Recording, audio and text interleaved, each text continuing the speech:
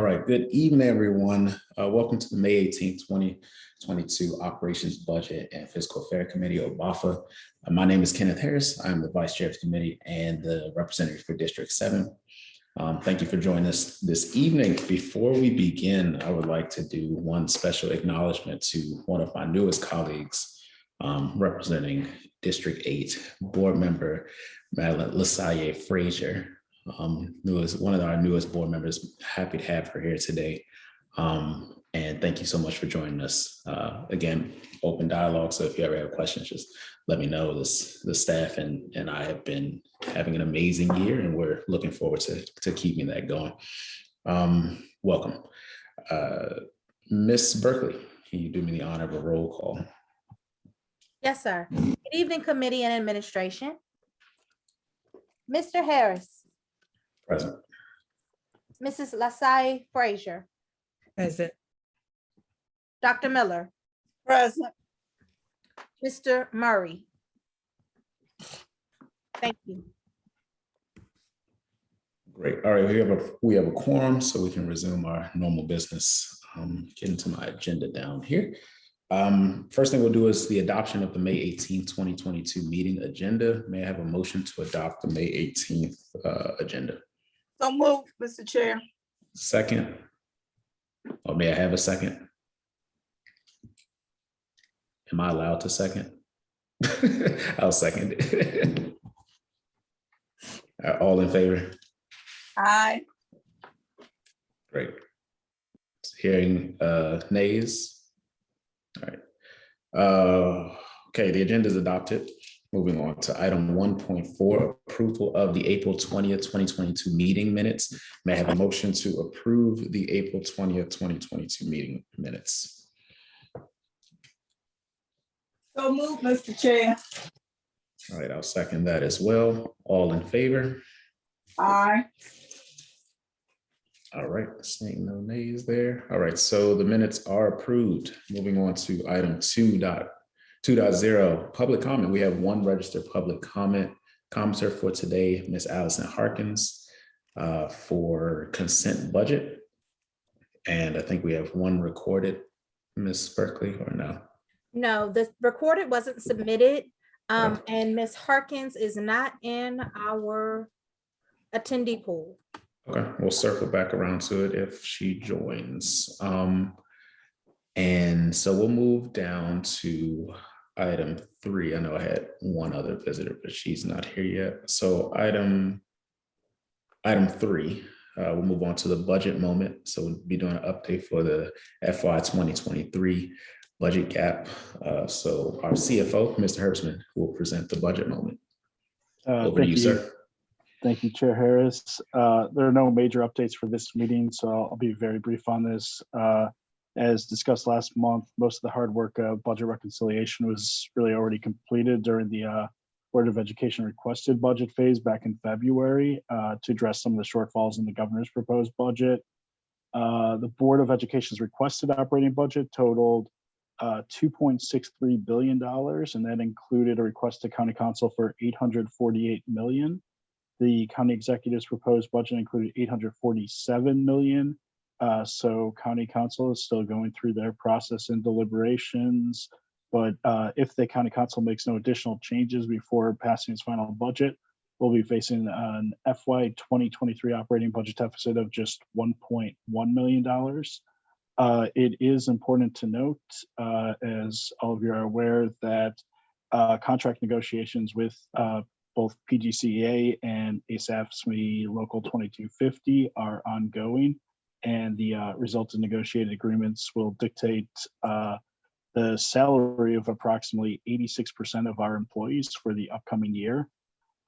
So any deviations from where we're currently projecting would require some additional work. Okay, thank you for that update. Colleagues, any discussion? I've got one question, but I'm opening it up for anyone else who might have questions. Okay, I'll go first. Is there a projected timeline for when we hear back from County Council, Mr. Herbstman? Yes, and I'll ask Ms. Howell, because I always forget if they're required to pass it by May 31st or June 1st. It's one of those two. Yes, it's by May 31st, I believe. Thank you. Okay, so about 2 weeks, less than 2 weeks or so. Okay, thank you. Does that conclude your budget gap report? Yes. Okay, cool. And not seeing any other questions from my colleagues, I will move on to 3.2 CIP moment, CIP Summer Projects. I yield the floor to Dr. Fawcett, our Chief Operating Officer, to present the CIP moment.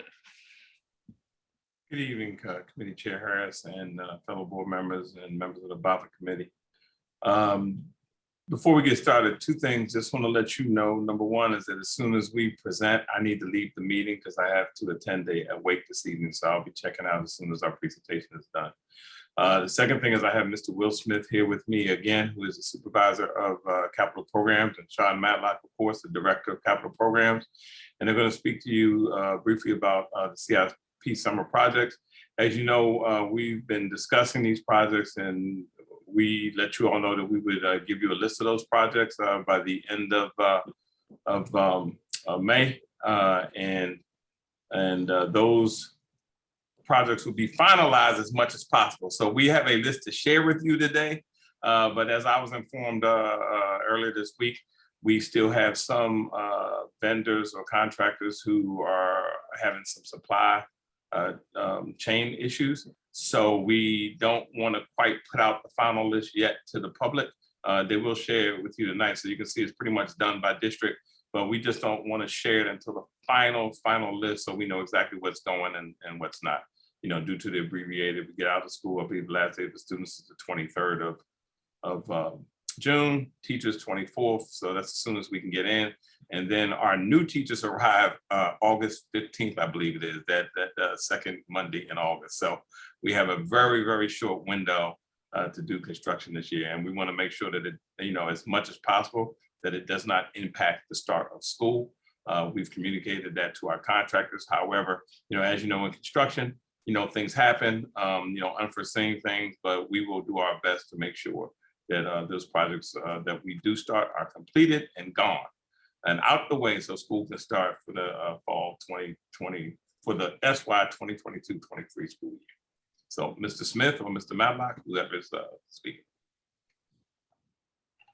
All right, thank you, Dr. Fawcett. Sean, do you have the ability to share the presentation?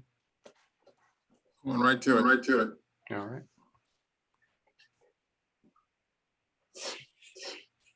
Okay. Can you see it? I can. Thank you. Thank you for that. So good afternoon, team and board members and board chair and participants. Once again, this is Will Smith. I'm supervisor of Department of Capital Programs for and specifically overseeing the project management group. My primary role and function is, in essence, I'm responsible for delivering our capital program for all of our projects. Each year we have a summer blitz project, and then we also have phase renovation projects that kind of go out throughout the year. And so this list that we're going to go through is really just a combination of both, you know, systemic upgrade projects, renovation projects, new schools, etc., all kind of broken out by program and project type. Second page. So this year we are anticipating approximately 132 total projects.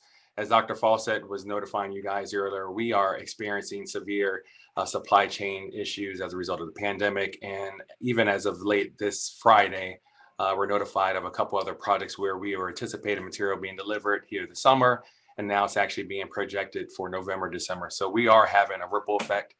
We are constantly analyzing our schedules, and especially with the reduction in construction time for the summer, look at exactly what we can get done within the period allowed to ultimately minimize the impact of school opening, students, etc. The breakout of the projects are as follows, as you can see on the screen. 4 that are the new and school replacement projects that we anticipate having fully in construction this summer, 2 are renovations, 12 environmental improvement projects, 7 ADA upgrades. So those are kind of like elevator lifts, ramps, things of that nature. 31 are systemic upgrade replacement projects, boiler replacement, chiller replacements, HVAC unit vents, cooling towers, things of that nature.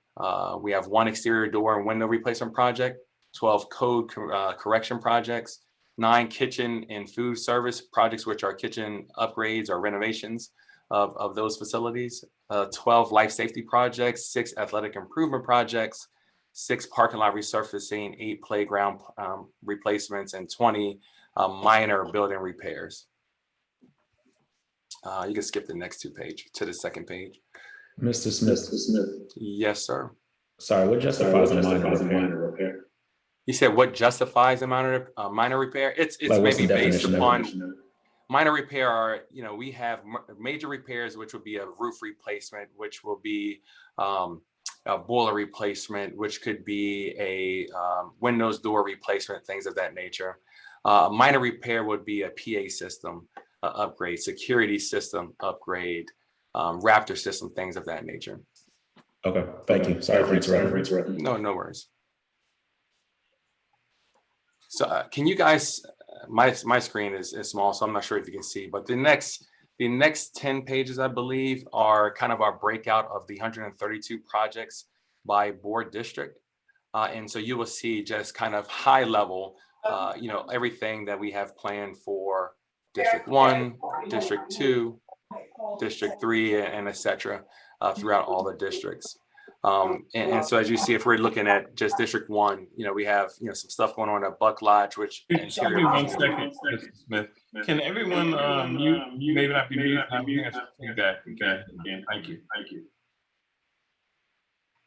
Yeah.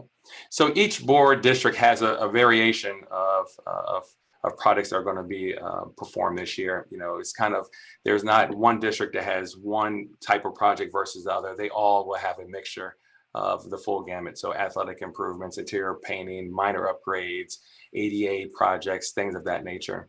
And so if you see the file in front of you, guys can kind of see a breakout in terms of each type of project, representative of the board district itself, the type of project, the school location, kind of the start, projected start date, projected completion date, locations of the improvements within the facility, and the project type on the right-hand side of that column.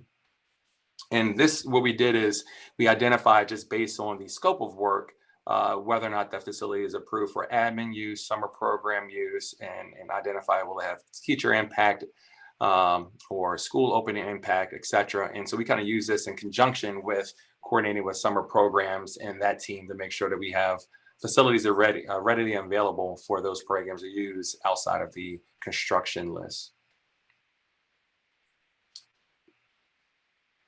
Now, regarding the list, is there anything in particular that you guys would like to go through specifically, or would this suffice?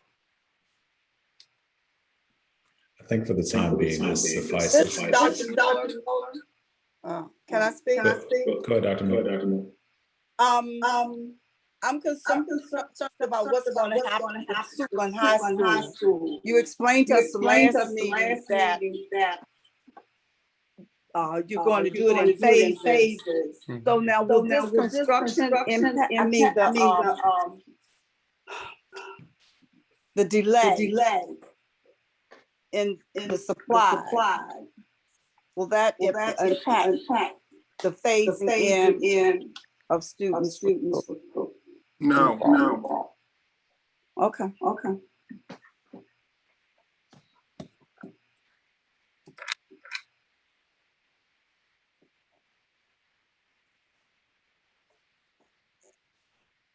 I think that That's it. I think that concludes. Yeah, I think that concludes that question. Okay.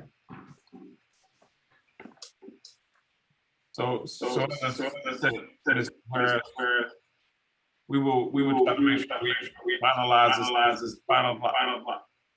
Why do we have this echoing? Because we have to mute when other people are talking. So I'm sorry. I'll mute. Oh, you should be. Go ahead, Dr. Fawcett. You should be good now. Okay, so yeah, as we started out, we are going to try to be as as final as possible. you know, by the end of the month, but they're, you know, just to let you all know, once we produce this, there still is an outside chance that some things may not come in. So like I said, those supply chain issues are, you know, per project. It could be, you know, that you get the equipment, you get one generator, but you don't get another one, depending on the project, depending on the vendor, you know, when it was ordered. So you know, once we produce the final list, it will be as finalized as possible. But of course, you know, once the summer starts, we'll be able to update you and let you know what didn't go and what did go. And as you see, when you get the list, a lot of these summer projects are not just summer projects, they're phase projects. You'll see based on the completion date that some are scheduled to begin, and then in the fall, they're phased, and there's like evening work or the work shuts down and then picks back up again when there's a break. But you know, I know we've talked about this over and over, is that, you know, when you deal with school construction, you primarily have, you know, essentially normally you have 3 months, you know, you have maybe 2.5 months to get the work done. So whereas your construction projects are already accelerated, you know, having this shorter summer, it'll be that much more challenging for our contractors to get it done. But, you know, we go into this and they go into it with their schedules, knowing that, you know, we have a certain time frame. So Mr. Smith and his project managers will work with the vendors or the construction folks and make sure we get as much done as we possibly can. So we appreciate it. Okay, sounds good. One last question for the group. When it comes to thinking through scrim processes or supply chain risk management processes as it relates to the construction of these different projects, are there strategies implemented in kind of the mitigation step? Yes. To determine which project goes in what order based on what supplies we have. Well, no, not so much that. Yeah. The projects are, each project has its own set of contractors, its own set of supply chain issues. We don't buy the material, that's purchased by the contractor. And so depending on the relationships and things like that, some people are in better shape than others. Some people got released earlier, so their materials got purchased or requested earlier. So they, you know, they got their materials on board. So it kind of is a catch can situation. But what we are doing is we are releasing people as early as possible. On our major projects, we were releasing materials as early as possible. And where there are requests for substitutions that are reasonable, we are granting those substitutions. Okay. Sounds good. Any other questions from my colleagues before I move on to 3.3 here? Or were you done, Mr. Smith, as well?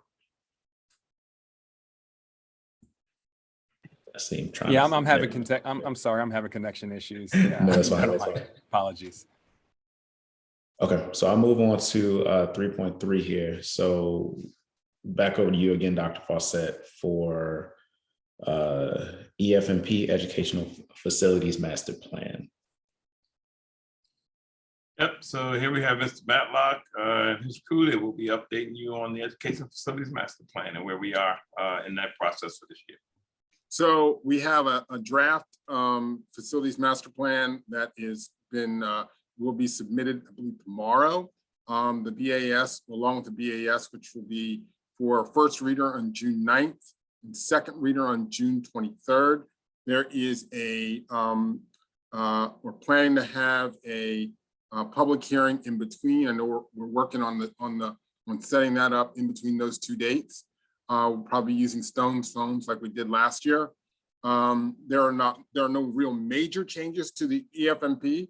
We're on but it is updated per the requirements.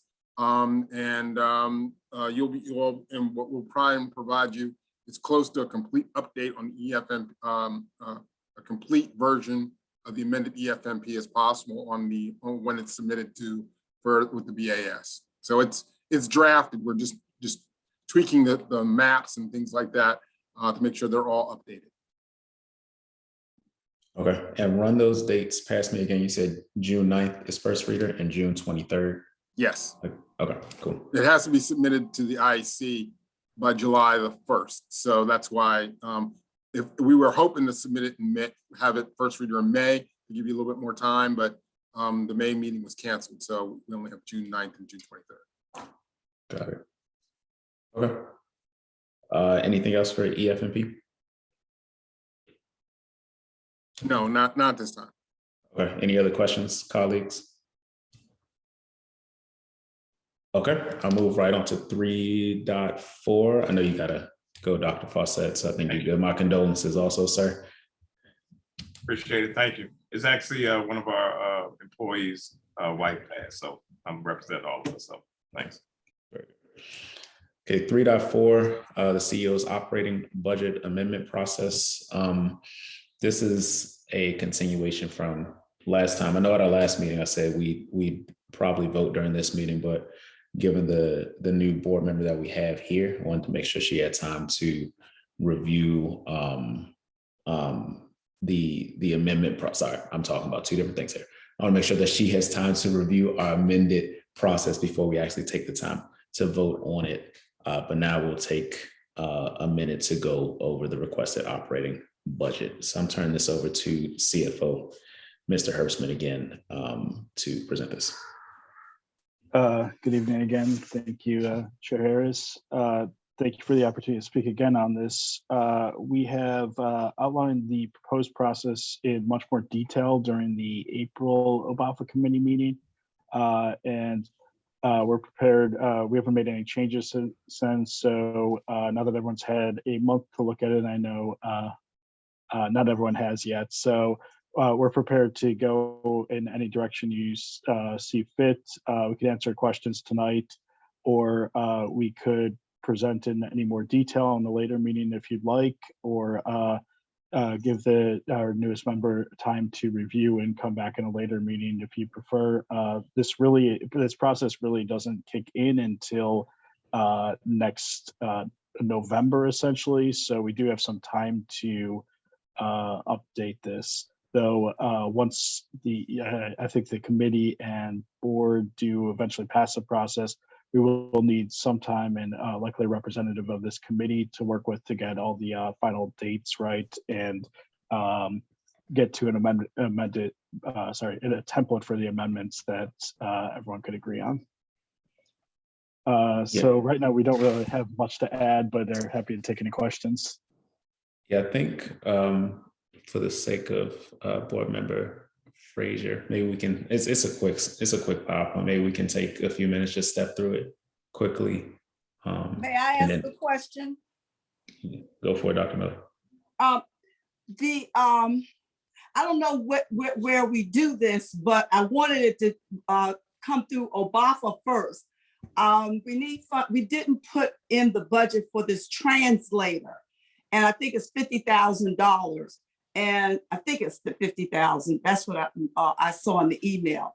So I wanted it to come through OBAFA in our June meeting, yes, so that the board can vote on it at our June 9th meeting. Are you aware of that, Mr. Hertzman? So I'm not aware of the specific item that you're requesting. I know that we likely will have a small reconciliation during June that we'll have to meet. So we could, if we get a little more detail on that, we could add that $50,000 to the list of what we need to reconcile. Yeah, that's reconciliation, Dr. Miller. So I think you're right there, Mr. Hertzman. Who's right, Mr. Hertzman or me? Mr. Hertzman. I mean, you're right. You're right. But this is Mr. Hertzman. It is reconciliation. But I'm glad you brought it to our attention again, so that we're ahead of it. It's for a translator. I remember board member Boozer Struthers sent it to me and to Dr. Goldson. And my concern was that it had not come to the OBAFA committee. So that's why I'm asking when should it be brought to the table so that it can be brought to the board for a vote out? That would be so when did we discuss reconciliation? That's like late summer. It's after July, right? I don't even know which it's- meeting it is. So we usually do it in June because we need to pass a balanced budget. So this one will likely be minor recommendations from the CEO. I'm just pulling up my calendar. Is it correct? Do we have a meeting of this committee on June 1st, or is Yeah. that an old date? Okay. So I think At we least I have could. it on my calendar. Do you have it on yours, Mr. Harrison? I do. Okay. So that might be some good timing because I believe that we'll have a final answer from the county council a day or two before that. So we could present at least the administration recommendations for the minor reconciliation that we'll have left at that meeting. Right, because we hear back. Ms. Howell told us we hear back on the 31st of May. Right. Yes. Okay. Okay. So yeah, we'll Yeah, we'll push that. We'll push that down the line then, Dr. Miller. So Mr. Harris, did you want me to run through the presentation again? Board Member Frazier, you open to that?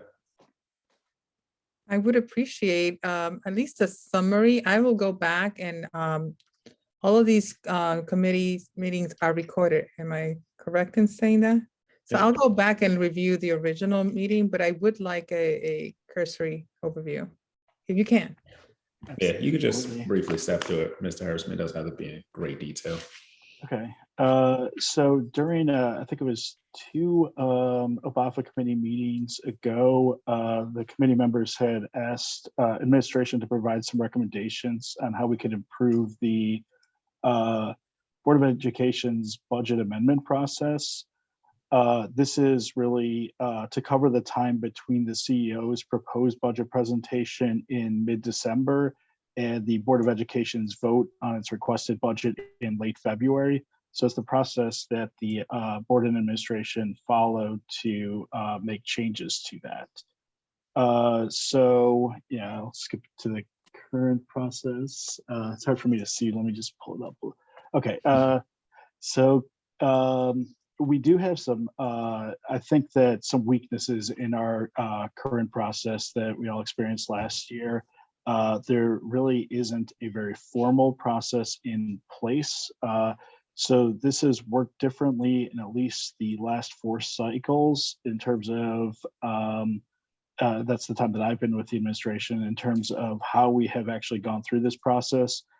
Typically the OBAFA committee or its predecessor committee invited board members to submit their amendments for consideration during one of the committee meetings. And then there was a process to try to approve that in the committee and take it to the full board, but it has worked differently really every time recently. So we are looking more than anything to try to formalize this process so everyone will know the best way to submit amendments and to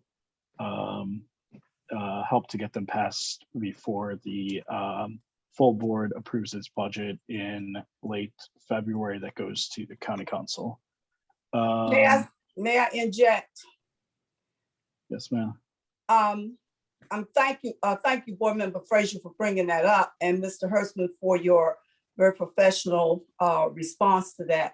The bottom line is that we as a board are responsible for bringing any amendments to the table before February and not the day of when we have a board meeting to present amendments when they're supposed to be taken over to the council by March 1st. So we have asked Mr. Hertzman to set up a schedule for us to look at our budget well in advance, which we start in late October, I think, or November, so that by the time we get to the board meeting in February, we're ready to vote on what we're going to send over to the county executive. Is that the best way to put it, Mr. Hertzman? Nicely. Yes, I think Okay. that covered it.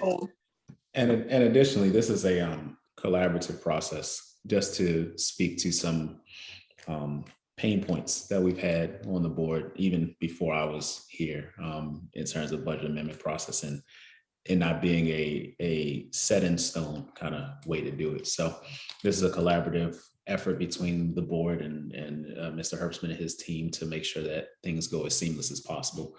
And this is a time where if Board Member Frazier and other colleagues, if you'd like to adjust this before we vote on it, then hopefully we'll it up to the board where we'll have more discussion around it.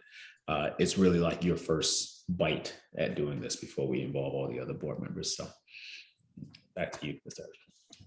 Sure. So we outlined a recommended process, but as Mr. Harris said, this is definitely, we're open to any suggestions or changes on this. So we will continue to collaborate through until it's passed as the official process. So what our recommendation includes really 3 steps. Phase 1 is where the board members ask questions and get responses to fully understand what's included in the budget. And then phase 2 is really the more formal amendment process. And phase 3 is that finalization. Through all of that, we have some continuous community engagement really over all of those months. And we've detailed that process a lot more on the next few pages. We could just briefly run through these to the next page, phase 1. Sorry, I don't know who's controlling this screen right now. Okay, well, so we have the 3 phases, and the kind of major differences are really in phase 2. Being new to the process, this when I looked at different, but what we're really talking about is a more formal process where we created a template that board members could use to initially propose an amendment, and then there is a piece for administration to complete in those templates to look at all of the items that are in there, see how it fits with everything else that the school system is doing, and provide comments as well as cost estimates. And then where we really see a big difference is in the, sorry, I'm having a lot of trouble seeing this, in the public work sessions that we have. In past years, those have been really more question and answer work sessions, but we are going to dedicate some of that time, at least in this recommendation, to really a board member discussion of those amendments when all the information is included in the templates, and it's more of an opportunity for board members to determine, to discuss and determine if it's something that the full board will move forward. We also, because we'll have the amendments ahead of time, we'll have the appropriate people from the administration at the during those meetings to answer any final questions that haven't already been asked about the budget amendments. So those are the major changes. You could see the 3 phases in a lot more detail here. I would just caution, we use sample dates here because we didn't have final board dates at that time. So before we finalize this, we will have to make some changes likely to those dates, and we'd be happy to work with a representative from this committee to finalize that. And then you see the 3 phases as well as all of the community engagement that is listed out on, I think, the slide right before where we're at now, because that is an extensive and a large part of this process. And then on these final 2, sorry, you see the Gantt chart really just outlines in a different form exactly how this will work and all of the steps in kind of a cleaner visual way. And then you'll see the amendment template really takes you through all the information that we believe from the administration side is needed to get to a good to allow the board to make a good decision on any proposed amendments. So if you click on that link, you could look at the full template. This is really just a table of contents for it, but it will go through the amendment background, an analysis of the stakeholders, a financial analysis, evaluation of any alternatives, the recommendation of the board member sponsor, then the administration comments, and if it is finally completed, we'll also use this template. If it's finally passed by the board, we'll use this template to create an implementation and communications plan at the end of it. So that's really kind of a summary of, I hope I covered everything because No, you did. Okay, good. I think you covered everything. So before we turn it over to Board Member Frazier for questions, if she has any right now, thanks for walking through that again, Mr. Herbstman. And I have one question about the amendment template is that if this passes through this committee and then gets to the full board and past the full board, I think it would be also helpful to have a sample template kind of filled out and almost do like a mock kind of beta sample when we're either filling it out, not together, but to say, a board member will fill out this portion, then it's passed to administration for this, and this is what they filled out. And I kind of know that's in the presentation already, but I think kind of a tangible example will make it a bit easier when we get to that point later in the year. That way it'll be less questions, I'd assume. So not really a question for me, but just a comment. So I'll open it up to other colleagues if you have questions about this. Thank you for taking the time to share the information with me. I'm frankly surprised that we don't have a standard operating procedure to do this work in the past. It just sounds like it's good work, right? When we all are on the same page and are able to make a process as easy as possible and as thorough as possible. It sounds like it's basically creating a timeline.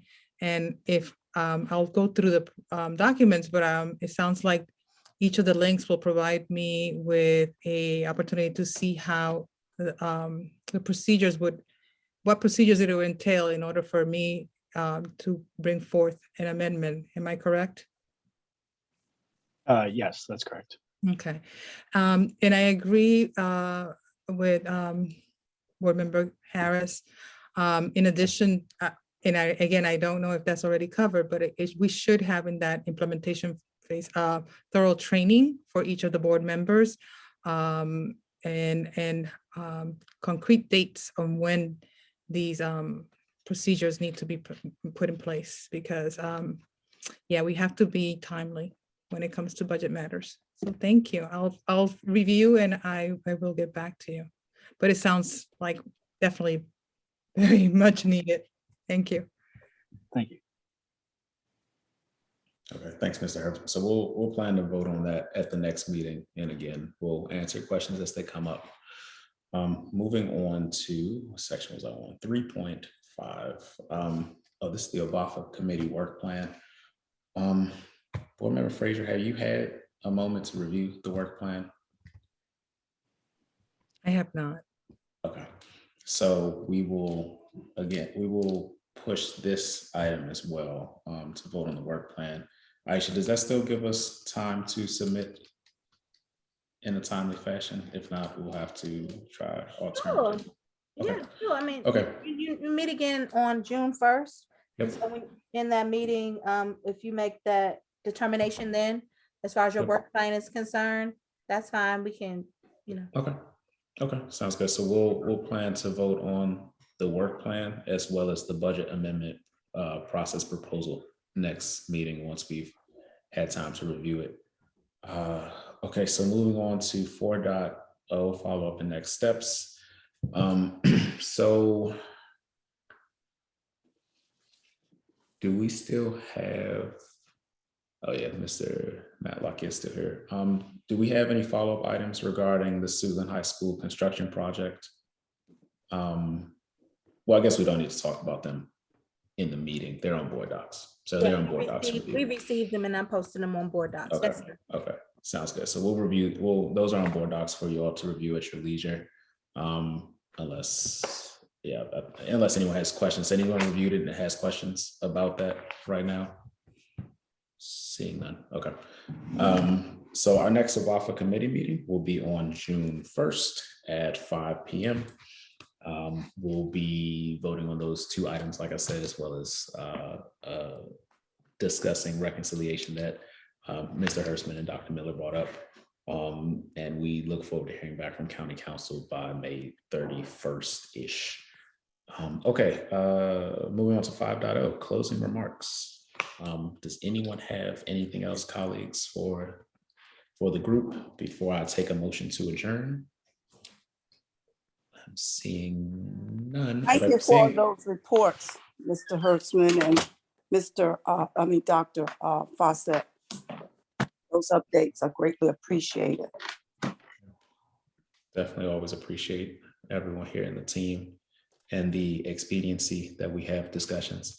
Oh, and I forgot Mr. Will Smith. I didn't mean to leave him out. All right, motion. May I have a motion to adjourn? No one wants to leave? Wants to stay? I see Dr. Miller trying. She's on mute. A motion to leave. I couldn't get off of mute. Very I'm off good. now. So moved, Mr. Chair. Thank you for a short meeting. Very good. Second, all in favor? Aye. Aye. All right. It's been a pleasure. Talk to you all soon. Thanks for joining us. Bye-bye. Bye-bye. Have a good evening.